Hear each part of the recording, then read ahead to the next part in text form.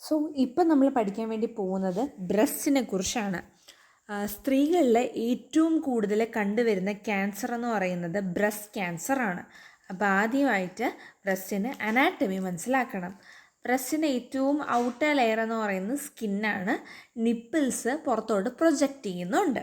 Okay, ഇനി മിൽക്കിൻ്റെ production പറയുന്നെങ്കിൽ milk producing gland ഉണ്ട്, alveoli. ഈ ആൽവിയോളയിൽ നിന്നും ലാക്ടിഫറസ് ഡക്റ്റ് വഴി, അതായത് മിൽക്ക് ഡക്റ്റ് വഴി പുറത്തോട്ട് നിപ്പിൾസിലൂടെ വരുന്നുണ്ട്. ഇനി അടുത്തയാണ് ഫൈബ്രോസിസ്റ്റിക് ചേഞ്ചസ്. 25 മുതൽ 50 വയസ്സിനിടയിലുള്ള സ്ത്രീകളിൽ കാണുന്ന ഒരു കോമൺ ആയിട്ടുള്ള ലീഷനാണ് ഫൈബ്രോസിസ്റ്റിക്. സിസ്റ്റ് കാണുന്നു, സിസ്റ്റ് അവിടെ പടത്തിൽ കാണാമല്ലോ. ഫൈബ്രോസിസ്റ്റിക് കാണുന്നത് ഇറഗുലർ ആയിട്ടുള്ള മാസാണ് ആൻഡ് മൈക്രോസ്കോപ്പിക്കലി സിസ്റ്റാണ്. Fibrosis and there is proliferation of epithelium. അടുത്തയാണ് ഫൈബ്രോ അഡിനോമ. 20-30 വയസ്സിനിടയിൽ കാണുന്ന ഒരു ബിനൈൻ ആയിട്ടുള്ള ട്യൂമറാണ് ഫൈബ്രോ അഡിനോമ. നല്ല രീതിയിൽ പാൽപ്പബിളാണ്, കൂടാതെ തന്നെ ഫ്രീലി അങ്ങോട്ടും ഇങ്ങോട്ടും മൂവ് ചെയ്യും. ജസ്റ്റ് നമ്മൾ അങ്ങോട്ട് നീങ്ങുമ്പോഴത്തേക്കും ഇങ്ങോട്ടും അങ്ങോട്ടുമായിട്ട് മൂവ് ചെയ്യും. Then well circumscribed and capsulated. Microscopically നോക്കുന്നെങ്കിൽ proliferating duct which surrounds by the stroma. Carcinoma of the breast. ഏറ്റവും കൂടുതൽ കാണുന്ന ക്യാൻസർ ഏതാ ഇൻ ഫീമെയിൽസ്? അത് കാർസിനോമ ഓഫ് ദ ബ്രസ്റ്റ് ആണ്. ഇതെന്തുകൊണ്ട് വന്നു, അല്ലെങ്കിൽ ഒരു പത്തോജൻസിസ് പറഞ്ഞു കഴിഞ്ഞാൽ ഹോർമോണൽ റീസൺസ് ആയിരിക്കാം, അല്ലാന്നുണ്ടെങ്കിൽ ജനിതകമായിട്ടുള്ള കാരണങ്ങൾ കൊണ്ടുമാവാം. പടങ്ങൾ കണ്ടിട്ടുണ്ട് അല്ലേ. ഇനി ബ്രസ്റ്റ് ക്യാൻസർ വരാനുള്ള റിസ്ക് ഫാക്ടർ, ഒന്നാമത്തത് ഫീമെയിൽ ജെൻഡർ ആയതുകൊണ്ട് വരാം. രണ്ടാമത്തത് അവിടെ വരുന്ന ഒരു ഏജ് എന്ന് പറയുന്നത് 75-നും 80 വയസ്സിനും ഇടയിലാണ്. 25 വയസ്സിന് താഴെ ബ്രസ്റ്റ് ക്യാൻസർ വരുന്നത് വളരെ ചുരുക്കമാണ്. പിന്നെ വരാനുള്ള കാരണങ്ങൾ നമുക്ക് ഇപ്പം ഏർലി മെനാർക്ക് 10 വയസ്സിന് 9 വയസ്സാകുമ്പോഴേ പീരീഡ്സ് ആവുന്ന കുഞ്ഞുങ്ങളുണ്ട്. അപ്പം ഏർലി മെനാർക്ക് ഒരു കാരണമാവാം എന്നും പറഞ്ഞാൽ അവർക്ക് ബ്രസ്റ്റ് ക്യാൻസർ ഉണ്ടാവും എന്നല്ല. പിന്നെ നമ്മൾ പറയുന്നുണ്ട് ബ്രസ്റ്റ് ഫീഡിങ് നന്നായിട്ട് ചെയ്ത് കഴിഞ്ഞാൽ ക്യാൻസർ വരത്തൊന്നുമില്ല. പക്ഷേ റീസെൻ്റായിട്ട് ഞാനൊരു ഡോക്ടർ പറയുന്നത് കേട്ടതെന്ന് വെച്ചാൽ അവരുടെ ക്ലിനിക്കിൽ 25 വയസ്സിന് താഴെയുള്ള 24-23 വയസ്സുള്ള ബ്രസ്റ്റ് ഫീഡ് ചെയ്യുന്ന ഒരമ്മ വന്നു. ആൻഡ് അവർക്ക് ബ്രസ്റ്റ് ക്യാൻസർ ആണ്. അപ്പം പണ്ടത്തെ പോലെയല്ല, ഇപ്പം ഒരുപാട് മാറ്റങ്ങളും പുതിയ ഇല്ല എന്ന് പറയുന്നത് കേസുകളൊക്കെ വരുന്നുണ്ട്. 25 വയസ്സ് താഴെയുള്ളവരും വരുന്നുണ്ട്. പിന്നെ പോസ്റ്റ് മെനോപോസിൽ നല്ല താമസിച്ച് മെനോപോസ് ആവുന്ന ആളുകൾക്ക്, then early primi and nulliparous, then breast feeding നമ്മൾ എങ്കിലും പഠിക്കുമ്പം പറയാം, നമ്മൾ നല്ല രീതിയിൽ കുറേ നാൾ ബ്രസ്റ്റ് ഫീഡ് ചെയ്യുന്നു എന്നുണ്ടെങ്കിൽ ബ്രസ്റ്റ് ക്യാൻസർ വരാനുള്ള സാധ്യതകൾ കുറയുന്നുണ്ട്. അടുത്തയാണ് എക്സോജീനസ് ആൻഡ് ഈസ്ട്രജൻ. ഈ ഈസ്ട്രജൻ്റെ മ്യൂട്ടേഷൻ, ഈസ്ട്രജനിലുണ്ടാവുന്ന മെറ്റബോളിസം അത് മ്യൂട്ടേഷന് കാരണമാവും. അങ്ങനെ DNA ഡാമേജ് ചെയ്യുന്ന ഫ്രീ റാഡിക്കൽസ് കൂടുതലായിട്ട് ഫോം ചെയ്തുകൊണ്ടേയിരിക്കും. അടുത്തയാണ് post menopausal hormone replacement therapy. ഇത് ബ്രസ്റ്റ് ക്യാൻസറിൻ്റെ റിസ്കിനെ കൂട്ടുകയാണ് ചെയ്യുന്നത്. അടുത്തയാണ് ഡയറ്റ്. അപ്പം കൂടുതൽ മദ്യപിക്കുന്ന ആളുകൾ, ഈവൻ കുറച്ചാണെങ്കിലും കൂടുതലാണെങ്കിലും ഈസ്ട്രജൻ്റെ ലെവലിന് വ്യത്യാസം ഉണ്ടാക്കുക, അങ്ങനെ റിസ്ക് കൂടുന്നുണ്ട്. ഓക്കെ, ജെനറ്റിക് ഫാക്ടേഴ്സിനകത്ത് വരുന്നതാണ് റേസ് അഥവാ എത്തനിസിറ്റിക്കകത്ത് BRCA1 BRCA2. ഇത് രണ്ടും ട്യൂമർ സപ്രസർ ജീൻസ് ആണ്. ആൻഡ് BRCA1-ലും BRCA2-ലും മ്യൂട്ടേഷൻ വന്നു കഴിഞ്ഞാൽ occurs at different frequency in different ethnic group. പിന്നെ ഫസ്റ്റ് ഡിഗ്രി റിലേറ്റീവ് വിത്ത് ബ്രസ്റ്റ് ക്യാൻസർ. ഇപ്പം സഹോദരനോ സഹോദരിക്കോ അങ്ങനെയൊക്കെ അച്ഛനോ അമ്മയ്ക്കോ അടുത്തുള്ളൊരു first degree relative breast cancer ഉണ്ടെങ്കിൽ നമുക്ക് വരാം.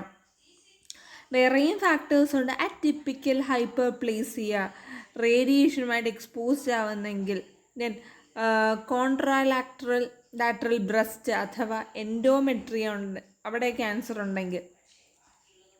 ഓക്കെ, ഇനി ജോഗ്രഫിക്കൽ ഇൻഫ്ലുവൻസ് പറയുന്നത് അമിതവണ്ണം.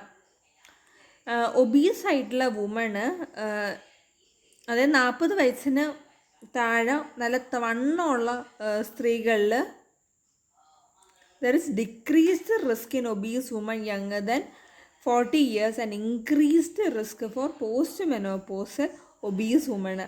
40 വയസ്സിന് താഴെയുള്ള വണ്ണം കുറഞ്ഞ ആളുകൾ ഇതിനുള്ള റിസ്ക് കുറവാണ്. വരില്ല എന്ന് ഞാൻ പറയുന്നില്ല കേട്ടോ, വരില്ല എന്നല്ല പറയുന്നത്, അല്ല വരുമെന്നുമല്ല പറയുന്നത്. നമ്മളിപ്പോൾ വന്നിട്ടുള്ള ആളുകളുടെ ഒരു വലിയൊരു കണക്കെടുക്കുന്ന സമയത്ത് ഇങ്ങനെയും ഒരു റിസർച്ച് ഫൈൻഡിങ് ആയിട്ട് കിട്ടി. അടുത്തതാണ് എക്സസൈസ്. ഫിസിക്കലി ആക്റ്റീവ് ആയിട്ടുള്ള woman have small protective effect. Environmental toxins example organochlorine phosphate have oestrogenic effect. Organochlorine pesticide has oestrogenic effect. അടുത്തയാണ് ബ്രസ്റ്റ് കാർസിനോമയുടെ ക്ലാസിഫിക്കേഷൻ. ഇൻസിറ്റോ കാർസിനോമാസ് ഉണ്ട്, ഇൻവേസീവ് കാർസിനോമാസ് ഉണ്ട്. ഇൻസിറ്റോ കാർസിനോമ എന്ന് പറയുന്നത് മാലിഗ്നൻ്റ് ആയിട്ടുള്ള സെൽസ് ഡക്റ്റിലും ലൊബ്യൂൾസിലും മാത്രമായിട്ട് ലിമിറ്റ് ചെയ്യുമ്പോഴത്തേക്കും ബേസ്മെൻറ്റ് മെമ്പറൈനിലൂടെ അത് കടന്നു പോകുന്നില്ല. ഇൻവേസീവ് കാർസിനോമ അഥവാ ഇൻഫിൽട്രേറ്റിംഗ് കാർസിനോമ എന്ന് പറയുന്നത് these tumor shows penetrating of the basement membrane and filtration into the stroma. Okay, in situ എന്ന് പറയുന്നത് ഡക്റ്റിൽ ലൊബ്യൂൾസിൽ മാത്രമേ കാണത്തുള്ളൂ, അത് ബേസ്മെൻറ്റ് മെമ്പറൈൻ ഒന്നും കടന്നു പോകുന്നില്ല. ഇൻവേസീവ് കാർസിനോമ അങ്ങനെയല്ല കേട്ടോ, they show penetration of the basement membrane and filtration into the stroma. Malignant ആയിട്ടുള്ള cells can invade into the lymphatic and blood vessel, causes metastasis in the regional lymph node. അതായത് നമ്മുടെ malignant ആയിട്ടുള്ള സെല്ലാണ്, എല്ലായിടത്തും spread ചെയ്യാൻ capable ആയിട്ടുള്ള സെല്ലാണെന്നുണ്ടെങ്കിൽ ഇത് ലിംഫാറ്റിക്കിലും blood വെസൽസിലെയും inward ചെയ്യുകയും regional lymph നോഡിന് മെറ്റസ്റ്റാസിസ് സംഭവിക്കുകയും ചെയ്യും. അതേപോലെ തന്നെ there are several histological subtype of invasive carcinoma such as invasive ductal carcinoma and not otherwise specified, അല്ലാന്നുണ്ടെങ്കിൽ no specific type carcinoma. medullary carcinoma, mucinous carcinoma, papillary carcinoma, inflammatory carcinoma, invasive lobular carcinoma and others. Invasive അഥവാ infiltrating കാർസിനോമയ്ക്ക് no special type constituent of the majority of carcinoma. Morphologically ഗ്രോസിനകത്ത് irreversible ബോർഡേഴ്സാണ്. Cut section ചെയ്യുമ്പോഴത്തേക്കും they produce a characteristic graphitic sound.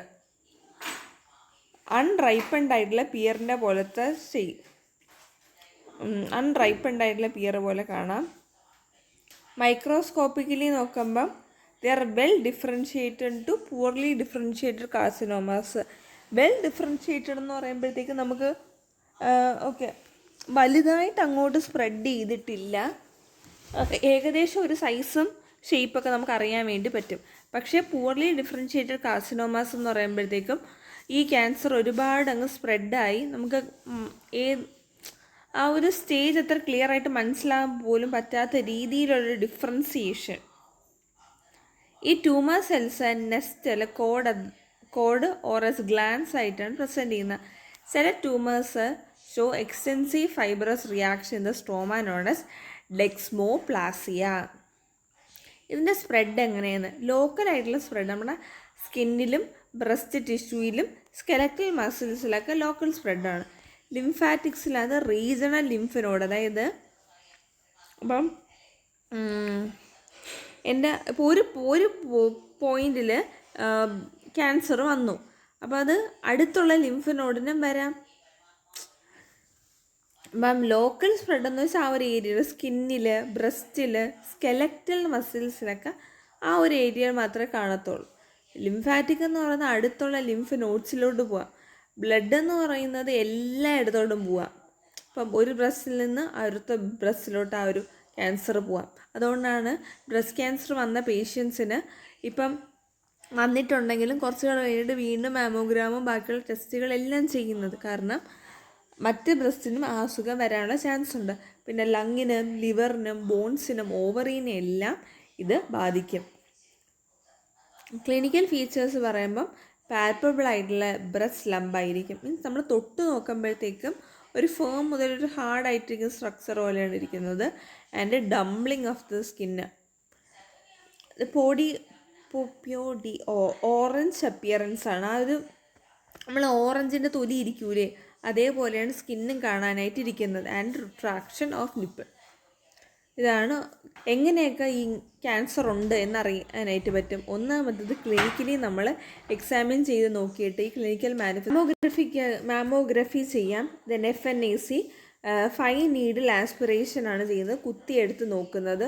ട്രങ്കഡ് biopsy, frozen biopsy and excisional biopsy.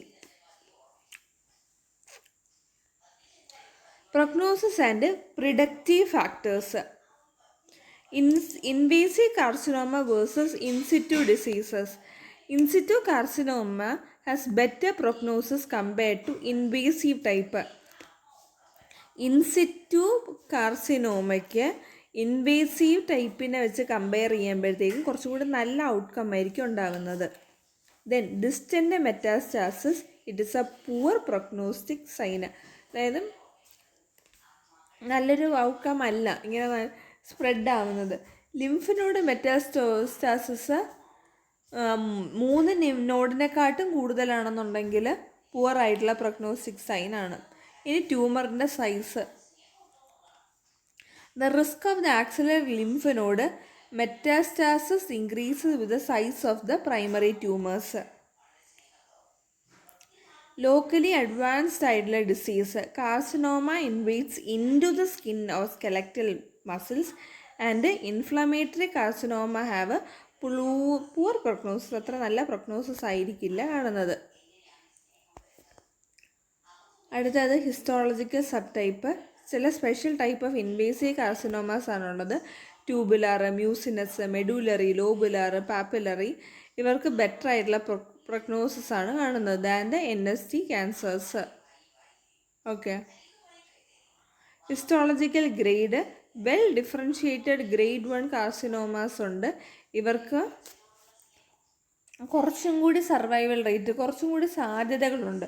അതായത് ഇപ്പം നമ്മൾ ഇപ്പം കുറച്ചെങ്കിലും ഇത് ക്യാൻസറിന് റിലേറ്റഡ് ആയിട്ടുള്ള നോളേജ് ഉള്ള ആളാണെന്നുണ്ടെങ്കിൽ ഒരാൾക്ക് ക്യാൻസർ ആണെന്ന് പറയുമ്പോൾ അടുത്ത് നമ്മൾ ചോദിക്കുന്ന ചോദ്യം ഏത് സ്റ്റേജാണെന്നാണ്, ഏത് ഗ്രേഡാണെന്ന് ചോദിക്കുക.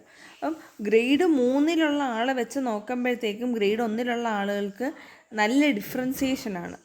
അപ്പം നന്നായിട്ട് ക്ലിയർ ആയിട്ട് മനസ്സിലാക്കാൻ പറ്റും. അത്ര ഒരു സ്പ്രെഡൊന്നും സംഭവിച്ചിട്ടില്ല. Estrogen and progesterone receptors.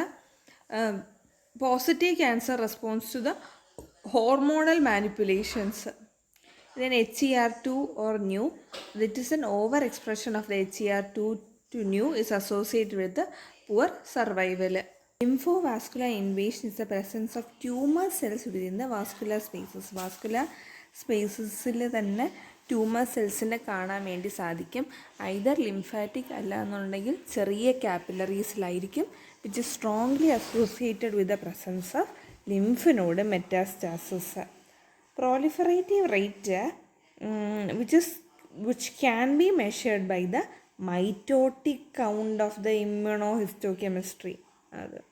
അതൊക്കെ ഈ നല്ല പ്രോലിഫറേറ്റീവ് റേറ്റ് ആണെന്നുണ്ടെങ്കിൽ വീണ്ടും ഇങ്ങനെ മെറ്റാസ്റ്റാസിസ് സംഭവിച്ചുകൊണ്ടിരിക്കുന്നുണ്ട്, വീണ്ടും ഡിവൈഡ് ചെയ്തുകൊണ്ടേയിരിക്കുന്നു എന്നുണ്ടെങ്കിൽ പൂവറായിട്ടുള്ള പ്രഗ്നോസിസ് ആയിരിക്കും കാണാൻ സാധിക്കുന്നത് കേട്ടോ. ഇത് ഇത്രയാണ് എവിടെ ഉള്ളത് പഠിക്കാനുള്ളത്. ഈ പറയുന്ന ബ്രസ്റ്റ് ക്യാൻസറിനകത്തുള്ളത്. എന്തെങ്കിലും തരത്തിലുള്ള സംശയങ്ങളുണ്ടെന്നുണ്ടെങ്കിൽ ചോദിക്കണം കേട്ടോ.